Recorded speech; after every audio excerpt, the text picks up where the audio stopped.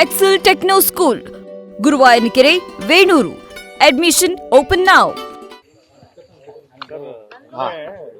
DCM ಅವ್ರ ಮನೆಗೆ ಸಿದ್ದರಾಮಯ್ಯ ಹೋಗಿ ಬ್ರೇಕ್ಫಾಸ್ಟ್ ಮಾಡಿದ್ದಾರೆ. ಇಬ್ರು ಬ್ರದರ್ಸ್ ಅನ್ನೋ ಒಂದು ಸಂದೇಶ ಕೊಟ್ಟಿದ್ದಾರೆ. ಇವತ್ತಿನ ಒಂದು ವಾಸ್ತವಾಂಶ ನೋಡಿದಾಗ ಕಾರ್ಯಕರ್ತರಲ್ಲಿ ಒಂದು ಗೊಂದಲ ಸೃಷ್ಟಿಯಾಗಿರ್ತಕ್ಕಂಥದ್ದು ಅದು ನಮ್ಮ ಪಕ್ಷದಿಂದನೂ ಇರ್ಬೋದು, ಮಾಧ್ಯಮದಲ್ಲಿ ನೀವು ಕೂಡ ಹೆಚ್ಚಾಗಿ ತೋರಿಸಿರೋದ್ರಿಂದ ಅದು ಸಾರ್ವಜನಿಕರಲ್ಲಿ ಚರ್ಚೆನೂ ಕೂಡ ಆಗಿದೆ. ವಿರೋಧ ಪಕ್ಷದವ್ರು ಚರ್ಚೆ ಮಾಡಿದ್ದಾರೆ. ನಮ್ಮ ಕಾರ್ಯಕರ್ತರೇ ಬಂದಾಗ ಏನ್ ಸರ್ ಇದು ಹಿಂಗ್ ಬರ್ತಾ ಇದೆ ಹಂಗ್ ಬರ್ತಾ ಇದೆ ಅಂತ ಹೇಳಿದಾಗ ಆ ಗೊಂದಲನ ಇತಿಶ್ರೀ ಹಾಡ್ತಕ್ಕಂಥ ಕೆಪಾಸಿಟಿ ಇರೋದೇ ಅವರಿಬ್ರಿಗೂ ಇರ್ತದೆ. ಅದನ್ನ ಮಾಡಿದ್ದಾರೆ, ಅದನ್ನ ನಾನು ಸ್ವಾಗತ ಮಾಡ್ತೀನಿ. ಅದು ಬಹಳ ಮುಖ್ಯ, ಯಾಕಂದ್ರೆ ನಮ್ಗೆಲ್ಲ ಕೆಲಸ ಇದೆ. ಈ ಮಾಧ್ಯಮದಲ್ಲಿ ಬರ್ತಕ್ಕಂಥದ್ದನ್ನೇ ನಾವು ಹೆಚ್ಚು ಉತ್ತರ ಕೊಡಬೇಕು ಅಂತ ಹೇಳಿದಾಗ ಸ್ವಲ್ಪ ಕಷ್ಟ ಆಗ್ಬಿಡುತ್ತದೆ. ಇವತ್ತು ನನಗನ್ಸುತ್ತೆ ಮೊನ್ನೆ ಸಿದ್ದರಾಮಯ್ಯ ಅವ್ರ ಮನೆಗೆ ಡಿ ಕೆ ಶಿವಕುಮಾರ್ ಸಾಹೇಬರು ಹೋಗಿದ್ದು, ಡಿ ಕೆ ಶಿವಕುಮಾರ್ ಅವರ ಮನೆಗೆ ಸಿದ್ದರಾಮಯ್ಯ ಸಾಹೇಬರು ಬಂದಿದ್ದು, ಇದೆಲ್ಲದೂ ಒಳ್ಳೆ ಒಂದು ಉದಾಹರಣೆನ ತೋರಿಸುತ್ತೆ. ಇದನ್ನ ಬೇರೆ ರೀತಿಯಲ್ಲಿ ಅರ್ಥ ತಗೊಳ್ದೆ ಇದನ್ನ ಪಾಸಿಟಿವ್ ಆಗಿ ತಗೊಂಡು ಒಂದು ಕಾನ್ಫಿಡೆನ್ಸ್ ತಗೊಂಡು ಮುಂದೆ ಹೋಗೋದು ಅದು ನಮ್ಮ ಪಕ್ಷಕ್ಕೂ ಒಳ್ಳೇದು, ನಮ್ಮ ರಾಜ್ಯಕ್ಕೂ ಒಳ್ಳೇದಾಗ್ತದೆ, ಅದರಿಂದ ಎಲ್ಲರಿಗೂ ಒಳ್ಳೇದಾಗ್ತದೆ ಅಂತ ಹೇಳಿ ನನ್ನ ಭಾವನೆ. ನಿನ್ನೆ ಸಿಎಂ ಸರ್ ಏನಾಗುತ್ತೋ ಆಗಲಿ ಅನ್ನೋ ಒಂದು ಮಾತಾಡಿದ್ದಾರೆ ವಿಧಾನಸೌಧದಲ್ಲಿ. ನೋ ಅದನ್ನ ನೋಡಿದೆ ಗೋಪಾಲಣ್ಣವರು, ನಾವು ಮಾತಾಡಿದ್ವಿ ನಿನ್ನೆ, ಜೊತೆಗೇನೆ ಇದ್ವಿ. ಇಲ್ಲ ಅವ್ರ ಪಾಪ ಸ್ವಾಭಾವಿಕವಾಗಿ ಕೇಳಿದ್ರು ಮೊದಲ, ನನಗೆ ಹಿಂಗೆ ಕೇಳಿದ್ರು ಮಾಧ್ಯಮದವರು, ಅದನ್ನ ಬಹಳ ಬೇರೆ ರೀತಿ ಅರ್ಥ ತಗೊಳ್ತಕ್ಕಂಥದ್ದು ಪ್ರಶ್ನೆನೇ ಬರಲ್ಲ ಅಂತ ಹೇಳಿ ಅವರೇ ಹೇಳಿದ್ರು. ನಾನು ಹೇಳಿಲ್ಲ, ಆಮೇಲೆ ಮಾಧ್ಯಮದಲ್ಲಿ ಪಾಪ ಅವರು ಕೂಡ ಮಾತಾಡಿ ಅದನ್ನ ಹೇಳಿದ್ದಾರೆ. ಸೊ ಅದನ್ನ ಬೇರೆ ರೀತಿ ಅರ್ಥ ತಗೊಳ್ಳೋದು ಬೇಡ. ಹಂಗೆ ಇದ್ರೊಳಗೆ ಒಂದು ಮಾಧ್ಯಮದಲ್ಲಿ ನಾನು ಮನವಿ ಮಾಡ್ತೀನಿ, ಯಾಕಂದ್ರೆ ನಾವು ಕೆಲಸಕ್ಕೆ ಏನಾಗ್ತದೆ, ನಿಮ್ಮಲ್ಲಿ ರೇಗಿ ರೇಗಿ ರೇಗಿ ನಮಗೂ ತಲೆ ಕೆಟ್ಟೋಗ್ಬಿಟ್ಟಿದೆ. ಇನ್ಮೇಲೆ ಶಾಂತಿಯುತವಾಗೂ ನಿಮ್ಮ ಹತ್ರ ಮಾತಾಡ್ಬೇಕಾಗತ್ತೆ. ಅಲ್ಲಿವರೆಗೂ ಬಂದ್ಬಿಡಿದೀವಿ ನಾವು. ಅವ್ರು ಏನೋ ಒಂದು ಮಾತಾಡ್ತಾರೆ ಅಂತ ಹೇಳಿದಾಗ ಅದಕ್ಕೊಂದು ಬೇರೆ ರೀತಿ ಸ್ಟೋರಿ ಹಾಕಕ್ ಹೋಗ್ಬೇಡಿ. ಹಂಗೇನಾದ್ರು ಇದ್ರೆ ನನಗೆ ವಿಶ್ವಾಸ ಇದೆ ಅವರು ಈ ರಾಜ್ಯದ ಮುಖ್ಯಮಂತ್ರಿಗಳಾಗಿ 2ನೇ ಬಾರಿಯಾಗಿ ಬಹಳ ಒಂದು ಒಳ್ಳೆ ಕೆಲಸ ಕಾರ್ಯಗಳಲ್ಲಿ ನಮಗೆಲ್ಲ ಕೈ ತುಂಬಾ ಕೆಲಸ ಕೊಟ್ಟಿದ್ದಾರೆ. ಅವರು ಕೂಡ ಒಳ್ಳೊಳ್ಳೆ ಕಾರ್ಯಕ್ರಮ ಕೊಟ್ಟಿರೋದ್ರಿಂದ ಅವ್ರವ್ರ ಒಂದೊಂದು ನಡೆನೂ ಕೂಡ ಈ ತರ ವಿಶ್ಲೇಷಣೆ ಮಾಡ್ಬಿಟ್ರೆ ಮಾಧ್ಯಮದಲ್ಲಿ ಮತ್ತೆ ನಮ್ಮ ಪಕ್ಷದಲ್ಲೂ ಗೊಂದಲ, ಮತ್ತೆ ಸಾರ್ವಜನಿಕ ಪೊಲಿಟಿಕಲ್ ವಿಸಿನಿಟಿಯಲ್ಲಿ ಅದು ಗೊಂದಲ ಆಗ್ತದೆ. ಅದಕ್ಕೆ ಇದನ್ನ ಅವಾಯ್ಡ್ ಮಾಡೋದು ಒಳ್ಳೇದು. ಏನಾರು ಹಂಗಿದ್ರೆ ಅವ್ರು ಹೇಳ್ತಾರೆ, ಅವ್ರು ಹೇಳ್ಬಿಟ್ಟಿದ್ದಾರೆ ಕ್ಲಿಯರ್ ಆಗಿ, ನಾವೇನೇ ಇದ್ರೂ ಹೈಕಮಾಂಡ್ ಏನ್ ಹೇಳುತ್ತೆ ಆ ನಿರ್ಧಾರದಲ್ಲಿ ಇರ್ತೀವಿ ಅಂತ ಹೇಳಿ. I think we all have to stand by that. And even ನಾವು ಇವತ್ತು ಕೂಡ ಅದ್ರ ಬಗ್ಗೆ ಗೌರವ ಕೊಡ್ತೀವಿ. ಅದು ನಮ್ಮ ಸಂಪ್ರದಾಯ. ನಮ್ಮ ಕಾಂಗ್ರೆಸ್ ಪಕ್ಷದೊಳಗೆ ಹೈಕಮಾಂಡ್ ಏನ್ ಹೇಳ್ತಾರೆ ಅದು ನಮ್ಮ ಸಂಪ್ರದಾಯ. ಸಿಎಂ ಡಿಸಿಎಂ ಇಬ್ರು ಏನೋ ಒಗ್ಗಟ್ಟು ಪ್ರದರ್ಶನ ಮಾಡಿದ್ದಾರೆ. ಆದ್ರೆ ಅವರ ಬಣಗಳ ಮಧ್ಯೆ ಮಾತನಾಡ್ತಕ್ಕಂಥ ಶಾಸಕರೇನಿದ್ದಾರೆ ಸ್ಟೇಟ್ಮೆಂಟ್ ಇಲ್ಲ, ಯಾರು ಸ್ಟೇಟ್ಮೆಂಟ್ ಕೊಟ್ಟಿದ್ರೆ ಅವ್ರು ವೈಯಕ್ತಿಕವಾಗಿ ಅದು ಹೈಕಮಾಂಡ್ ನೋಡ್ಕೊಳ್ತಾರೆ. ನನಗೆ ಗೊತ್ತಿರೋ ಪ್ರಕಾರ ಯಾರು ಆ ತರ ಇಲ್ಲ. ಅದು ವಿಶ್ಲೇಷಣೆ ಮಾಧ್ಯಮದಲ್ಲಿ ಆದಾಗ ನಾನು ಅದಕ್ಕೆ ಉತ್ತರ ಕೊಡೋದಕ್ಕೆ ಹೋಗೋದಿಲ್ಲ, ಯಾಕಂದ್ರೆ ನನಗೆ ಅದರ ಅವಶ್ಯಕತೆನೂ ಇದೆ ಅಂತ ಹೇಳಿ ನಾನು ಭಾವಿಸೋದಿಲ್ಲ. ಅದು ಮಾಡೋದು ತಪ್ಪು. ಈಗ ನೀವು ಕೇಳೋ ಪ್ರಶ್ನೆ ನಾನು ಬಾಯಿ ಮುಚ್ಕೊಂಡು ಇರಬೇಕು ಅನ್ನೋದೇ ಅದು ಸಂದೇಶ. ಸೊ ಅದಕ್ಕೆ ನಾನು ಆ ಕೆಲಸನ ಮಾಡ್ತೀನಿ. ನನಗೆ ಅದು ಅನ್ವಯ ಆಗಲ್ಲ.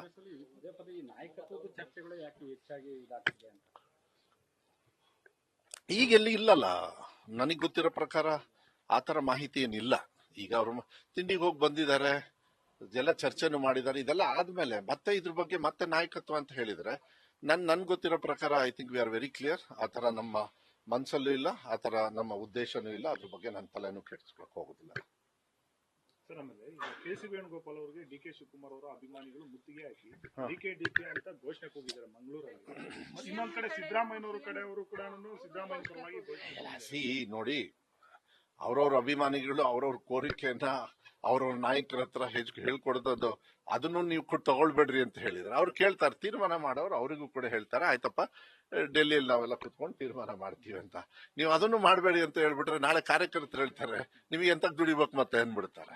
ಅದೆಲ್ಲ ಅವರು ವಿವೇಚನೆಗೆ ಬಿಟ್ಟಿದ್ದು. ಬಟ್ ಸಾರ್ವಜನಿಕರ ಇದ್ರಲ್ಲಿ ಬದಲು ಹೋಗಿ ಅವ್ರ ಡಿಮಾಂಡ್ನ ಅವ್ರವ್ರ ಹತ್ರ ಸಿಕ್ಕಾಗ ಟೈಮ್ ತಗೊಂಡ್ರೆ ಅದು ಸ್ವಲ್ಪ ಸಿಸ್ಟಮ್ ಚೆನ್ನಾಗಿರುತ್ತೆ ಅನ್ನೋದು ಭಾವನೆ. ಇಂಥ ಗೊಂದಲ ನೀವು ಪ್ರಶ್ನೆನೂ ಕೇಳಕ್ ಬರೋದ, ನಾನು ಉತ್ತರ ಇದಕ್ಕೆ ಕೊಡೋದು ಬರೋದಿಲ್ಲ. ಬಟ್ ಏನಿಲ್ಲ, ವೇಣುಗೋಪಾಲ್ ಅವರು ಬಹಳ ದೊಡ್ಡ ನಾಯಕರು. ಕೆಲವು ತೀರ್ಮಾನಗಳನ್ನ ರಾಷ್ಟ್ರ ಮಟ್ಟದಲ್ಲಿ ಪಕ್ಷದ ವತಿಯಿಂದ ತಗೊಳ್ಳೋದ್ರಿಂದ, ಮಾಹಿತಿನೂ ಕೂಡ ಹೈಕಮಾಂಡ್ ಕೊಡೋದ್ರಿಂದ ಅದು ಈ ತರ ಉದ್ಭವ ಆಗುತ್ತೆ. ಬಟ್ ಅದನ್ನ ಬಹಳ ಇದ್ರಲ್ಲಿ ತಗೊಳ್ಳೋದು ಬೇಡ. ಅವ್ರವ್ರ ಅಭಿಮಾನಿಗಳು ಕೇಳ್ತಾರೆ, ಇನ್ನೊಬ್ರು 3ನೇವ್ರು ಆಗ್ಬೋದು, 4ನೇವ್ರು ಆಗ್ಬೋದು, ಅದೆಲ್ಲ ಇರ್ತಾವೆ ಪಕ್ಷದೊಳಗೆ. ಏನ್ ಪರವಾಗಿಲ್ಲ. ಕ್ಯಾಬಿನೆಟ್ ರಿಷಫ್ಲ್ ಕೂಡ ಆಗ್ತಿಲ್ಲ ಅಂತ ಸಚಿವಾಕಾಂಕ್ಷಿಗಳಲ್ಲಿ ತುಂಬಾ ಬೇಸರ ಇದೆ. ನೋಡಿ, ಬೇಸರ ಇದೆ ಅಂತ ಹೇಳಿ ಯಾರು ಹೇಳಿಲ್ಲ. ಅವಕಾಶಗಳಿಗೆ ಎಲ್ಲರೂ ಕಾಯ್ತಾರೆ, ಕಾಯೋದ್ರಲ್ಲಿ ತಪ್ಪೇನಿಲ್ಲ. ಕೆಲವ್ರಿಗೆ ಸಿಗ್ತದೆ, ಕೆಲವ್ರಿಗೆ ಸಿಗಲ್ಲ. ಈಗ ನಮಗೆ ಕೊಟ್ಟಾರೆ, ನಾಳೆ ಬೇರೆಯವ್ರಿಗೆ ಕೊಟ್ಟಾಗ ನಾವು ಅದನ್ನ ಬೇರೆ ರೀತಿಯಲ್ಲಿ ತಗೊಳ್ಳೋದು ಬೇಡ. ನಾಳೆ ಬಂದ್ಬಿಟ್ಟು ನೀವು ನಿಮಗೆ ಬೇಜಾರಾಗಿದ್ಯಾ, ಸಿಟ್ಟು ಬಂದಿದ್ಯಾ ಅಂದ್ಬಿಟ್ರೆ ಹೆಂಗಾಗ್ತದೆ? ಅದಾಗೋದಿಲ್ಲ. ಅದನ್ನ ಹೈಕಮಾಂಡ್ ಏನ್ ತೀರ್ಮಾನ ಮಾಡ್ತಾರೆ ಅಂತ ಮೊನ್ನೆ ಮುಖ್ಯಮಂತ್ರಿಗಳು ಉಪಮುಖ್ಯಮಂತ್ರಿಗಳು ಹೇಳಿದ್ಮೇಲೆ ಇನ್ನು ನಾನು ಅದು ಪ್ರಶ್ನೆನ ಮತ್ತೆ ಯಾರೇ ಒಬ್ರು ಕೇಳಕ್ ಆಗ್ತದ? ಆಮೇಲೆ ಎಲ್ಲರೂ ಕೂಡ ಆಸೆ ಇಟ್ಕೊಂಡು ಕೂಡ ಹೈಕಮಾಂಡ್ ಅವ್ರು ಏನ್ ಹೇಳ್ತಾರೆ ಅದ್ರ ಮೇಲೆ ನಾವು ತೀರ್ಮಾನ ತಗೊಳ್ತೀವಿ ಅಂದ್ಮೇಲೆ ಅದನ್ನ ನಿಲ್ಸ್ಬಿಡ್ಬೇಕು. ಇದ್ರ ಬಗ್ಗೆ ನೀವು ವಿಶ್ಲೇಷಣೆ ಮಾಡಿ ತಪ್ಪು ಮನಸ್ಸಿಗೆ ನೋವಾಗಿದೆ ಅಂತಕ್ಕಂಥದ್ದು ಪ್ರಶ್ನೆನೇ ಬರಲ್ಲ. ಇದನ್ನ ಏನಂದ್ರೆ ಈ ಬಿಜೆಪಿಯವರು ಅದನ್ನ ನಾನು ನೋಡಿದೆ, ನಮ್ಮ ವಿರೋಧ ಪಕ್ಷದ ನಾಯಕರು ಅವ್ರಿಗೆ ಈ ಕೋಳಿ ಹನುಮಾನ್ ಜಯಂತಿ ಅವ್ರಿಗೇನ್ ಗೊತ್ತಾ, ಭಾವನಾತ್ಮಕ ವಿಚಾರದಲ್ಲೇ ನಮ್ಮ ದೇಶನ ಒಡೆದು ಬಂದಿರೋರು ಅವರು. ಅದನ್ನ ನಿನ್ನೆ ಕುತ್ಕೊಂಡು ಹನುಮಾನ್ ಜಯಂತಿ, ಯಾಕಂದ್ರೆ ಇವ್ರು ರಾತ್ರಿ ಏನ್ ತಿಂದ್ರಂತೆ ಅವ್ರ ಮನೆಗೆ ಹೋಗಿ ಕೇಳಕ್ ಹೇಳಿ. ಇವರಿಗೆಲ್ಲ ಏನ್ ವಿರೋಧ ಪಕ್ಷದವ್ರ ನಾಯಕರಾಗಿರೋದು ಇದನ್ನ ವಿಶ್ಲೇಷಣೆ ಮಾಡೋದಕ್ಕ, ಇಲ್ಲ ನಮ್ಮಂತವ್ರಿಗೆ ಪ್ರಶ್ನೆ ಮಾಡೋದಕ್ಕ? ನಮ್ಮಂತವ್ರಿಗೆ ಪ್ರಶ್ನೆ ಮಾಡ್ಲಿ. ಸಾರ್ವಜನಿಕರಿಗೆ ಕುತ್ಕೊಂಡು ಎಂತದ್ದು ಬಿಗ್ ಬಾಸ್ ಅಂತ ಇದನ್ನೆಲ್ಲ ಕುತ್ಕೊಂಡು ಈ ಬುಳ್ಳೆ ಬಿಡೋದಿದೆಯಲ್ಲ, ವಿರೋಧ ಪಕ್ಷದವರಿಗೆ ನಿಜವಾಗ್ಲೂ ನಾಚಿಕೆ ಆಗ್ಬೇಕು. ಆ ಸ್ಥಾನಕ್ಕೆ ನಾಚಿಕೆ ಆಗ್ಬೇಕು. ಆ ಸ್ಥಾನದಲ್ಲಿ ಕೂತ್ಕೊಂಡಿದ್ದಾರೆ.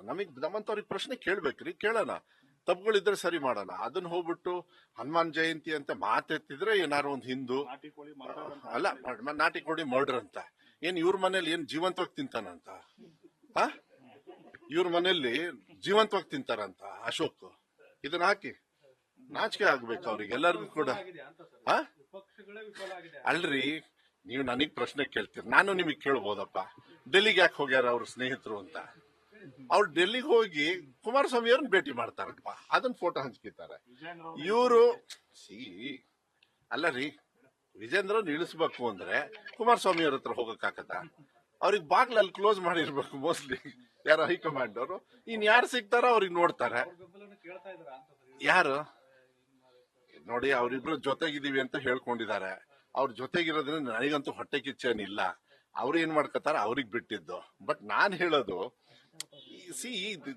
ವಿರೋಧ ಪಕ್ಷದವ್ರ ನಾಯಕರು ಇವರೆಲ್ಲ ಈ ತರ ಹಗುರವಾಗಿ ಮಾತಾಡ್ತಕ್ಕಂಥ ವಿಚಾರ ಈಗ ನನ್ ಬಾಯೆಲ್ಲ ಬಂತಪ್ಪ, ಏನ್ ಇವ್ರ ಜೀವಂತ ತಿಂತಾರ ಅಂತ ಹೇಳಿ ಇವೆಲ್ಲ ಬೇಕನ್ರಿ?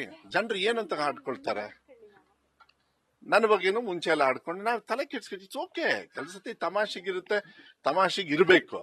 But end of the day ಜನರಿಗೆ ನಾವ್ ಏನ್ ಮೆಸೇಜ್ ಕೊಡ್ತೀವಿ, ಅವ್ರ ವಿರೋಧ ಪಕ್ಷದಲ್ಲಿದ್ದು ಇಲ್ಲ ನಮ್ಮಂತವ್ರ ಸಚಿವರಾಗಿ ಅನ್ನೋದು ಪ್ರಶ್ನೆ ಬಂದ್ಬಿಡುತ್ತೆ. ಅದಕ್ಕೆ ಸ್ವಲ್ಪ ನಮಗೂ ಸ್ವಲ್ಪ ತಲೆ ಕೆಲಸತೆ, ಅದಕ್ಕೆ ನಮಗೂ ಬೇಜಾರಾಗ್ಬಿಡುತ್ತೆ. ಅದಕ್ಕೆ ನಾವೇನ್ ಗೊತ್ತಾ, ನಮ್ ಕೆಲಸ ಏನ್ ಕೊಟ್ಟಿದ್ದಾರೆ ಅದನ್ನ ಮಾತ್ರ ಮಾಡೋದ್ ಬಿಟ್ರೆ ಬೇರೆದ್ನ ನಾನು ಅದ್ರ ಬಗ್ಗೆ ಹೆಚ್ಚು ನಾನು ವೈಯಕ್ತಿಕವಾಗಿ ಚರ್ಚೆ ಮಾಡೋದಕ್ಕೆ ಹೋಗೋದಿಲ್ಲ. ನಮ್ಮೆಲ್ಲ ತೀರ್ಮಾನಗಳು ಕೂಡ ಸಂಪೂರ್ಣವಾಗಿ ಹೈಕಮಾಂಡ್ ಅವರಿಗೆ ಕೊಟ್ಟಿರೋದ್ರಿಂದ ನಿಮ್ಮ ಪ್ರಶ್ನೆಗಳನ್ನ ಇಲ್ಲಿಗೆ ನಿಲ್ಲಿಸಬೇಕಾಗತ್ತೆ. ನಿಮಗೆ ಕೇಳ್ಕೊಂಡು ಕೇಳಕ್ ಹೇಳ್ತೀನಿ. ಹಂಗಾರೆ ನೆಕ್ಸ್ಟ್ ಟೈಮ್ ಮಾಡೋ ಕೆಲಸ ಇಲ್ಲ ಅವರಿಗೆ. ಅಲ್ರಿ, ನೀವು ಅಲ್ಲ ಹೈಕಮಾಂಡ್ ಅವ್ರು ಹೇಳ್ತಾರೆ ಅಂದ್ರೆ ಅವ್ರು ಕೇಳ್ತಾರ. ಅದಕ್ಕೆ ನೀವು ಸಬ್ ಕ್ವೆಶನ್ ಕೇಳ್ಕೊಂಡ್ ಕೊಟ್ರಿ. ಹೈಕಮಾಂಡ್ ಅವ್ರು ಏನ್ ಹೇಳ್ತಾರೆ ಅಂದ್ಮೇಲೆ ಮುಗೀತು. ಅದ್ರ ಮೇಲೆ ನಿಮ್ಗೂ ಕೇಳೋ ಪ್ರಶ್ನೆ, ಅದಕ್ಕೆ ಪ್ರಶ್ನೆ ಕೇಳೋ ಅಧಿಕಾರ ಅಲ್ಲ. ಬಗೆ ನೋಡಿ, ಒಂದ್ ನಿಮಿಷ, 100% ಬಗೆ ಹರಿದಿದೆ, ಮಾಧ್ಯಮದಲ್ಲಿ ಓಡಾಡ್ತಾ ಇದೆ. ಓಡಾಡ್ಕೊಳ್ಳಿ, ನಾನೇನ್ ಮಾಡಕ್ ಆಗತ್ತ ಅದಕ್ಕೆ? ನಾವು ಅಮ್ಮ ನಿನ್ನೆ ನೀವೇ ನಿಮ್ಮ ವಯಸ್ಸು ಕೇಳ್ತು, ನಿಮ್ ಮುಖ ನೋಡ್ಲಿಲ್ಲ.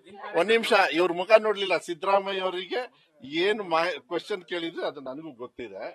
ನಾನಲ್ಲ, ಒಂದ್ ನಿಮಿಷ, ನೀ ಕೇಳ್ತಾ ಇರಮ್ಮ, ಬೇಡ ಅಂತ ಹೇಳಲ್ಲ. ಉತ್ತರ ನಾನ್ ಕೊಡೋದಕ್ಕೆ ಹೋಗೋದಿಲ್ಲ. ಮಾನ್ಯ ಮುಖ್ಯಮಂತ್ರಿ ಈಗ ನೀವು ಸಿದ್ದರಾಮಯ್ಯ ಅವ್ರಿಗೆ ಈ ಪ್ರಶ್ನೆ ಹಾಕಿದಾಗ ನಾನ್ ಜೂನಿಯರ್, ನನಗ್ ಪ್ರಶ್ನೆ ಹಾಕಿ ನಿಮಗೆಲ್ಲ ಉತ್ತರ ಸಿಗುತ್ತೆ? ನೀವು ಎಷ್ಟೇ ತಿಪ್ಪರ್ಲಾಗ ಹೊಡೆದ್ರು ನನ್ನ ಹತ್ರ ಸಿಗೋದಿಲ್ಲ. ಸಂಪುಟ ಸಹೋದ್ಯೋಗಿಗಳು ಎಲ್ಲರೂ ಕೂಡ, ವಿರೋಧ ಪಕ್ಷದವರು ಕೂಡ ನಮಗೆ ಆಡಳಿತ ಮಾಡ್ಬೇಕಾದ್ರೆ ಅವ್ರ ವಿಶ್ವಾಸ ತಗೊಂಡು ಹೋಗ್ಬೇಕಾಗತ್ತೆ. ಸರ್ಕಾರದ ಕಾರ್ಯಕ್ರಮ ಅಂದ ತಕ್ಷಣ ಏನ್ ವಿರೋಧ ಪಕ್ಷದವ್ರಿಗೆ ಕೊಡದೆ ಹಂಗೆ ಕೂತ್ಕೊಳಕ್ಕಾಗತ್ತ? ಅವರಿಗೂ ಕೊಡ್ತೀವಿ ಗ್ಯಾರಂಟಿ. ಅವ್ರ ಡ್ರೈವರ್ಸು ತಗೊಂಡಾರೆ. ವಿಜೇಂದ್ರ ಡ್ರೈವರ್ಸ್ ಈಗ ಸದ್ಯಕ್ಕೆ ಬಿಡ್ತೀವಿ. ಅವರೆಲ್ಲ ವಿರೋಧ ಪಕ್ಷದವ್ರು ಯಾರು ನಾಯಕರು ಇದಾರಲ್ಲ, ಯಾರು ಟೀಕಾ ಟಿಪ್ಪಣಿ ಮಾಡಿದ್ರು ನಮ್ಮ ಗ್ಯಾರಂಟಿನ, ಅವ್ರ ಮನೇಲಿ ಎಷ್ಟೆಷ್ಟು ಜನರು ನಮ್ಮ ಸಿದ್ದರಾಮಯ್ಯ ಅವರು ಮತ್ತೆ ಕಾಂಗ್ರೆಸ್ ಪಕ್ಷದ ಗ್ಯಾರಂಟಿಗಳಲ್ಲಿ ಅವರು ಕೂಡ ಆರಾಮಾಗಿದ್ದಾರೆ ಅನ್ನೋದನ್ನ ನಾವು ಲಿಸ್ಟ್ ಕೊಡ್ತೀವಿ. ಸರ್, ಆಮೇಲೆ ನಿನ್ನೆ ಸಿದ್ದರಾಮಯ್ಯ ಮತ್ತೆ ಡಿ.ಕೆ. ಶಿವಕುಮಾರ್ ಅವರು ಕಾರ್ಟಿಯರ್ ವಾಚ್ ಕಟ್ಟಿದ್ದಾರೆ ಅಂತ ಬಿಜೆಪಿ ಅವರು ಪೋಸ್ಟ್ ಮಾಡಿದ್ದಾರೆ. ಸಮಾಜವಾದಿ ಸಿಎಂ, ಮಜಾವಾದಿ CM. I am not a spokesperson for BJP or JDS. So ಆ ಹೇಳಿಕೆಗೆ ನಾನು ಉತ್ತರ ಕೊಡಕ್ಕೋಗಲ್ಲ. ಇವರು ವಾಚ್ ಧರಿಸಿರತಕ್ಕಂಥ ವಿಚಾರಗಳೆಲ್ಲ ಪೋಸ್ಟ್ ಮಾಡಿ ಬೇರೆ ತರ ಅವರ ಘನತೆ ಗೌರವವನ್ನ ಅವ್ರು ತೋರಿಸ್ಕೊಂಡಿದ್ದಾರೆ. ಬಿಜೆಪಿ ಅವ್ರೇನ್ ಪ್ರಶ್ನೆ ಮಾಡ್ಬೇಕು ಅದ್ ಮಾಡ್ತಾರೆ.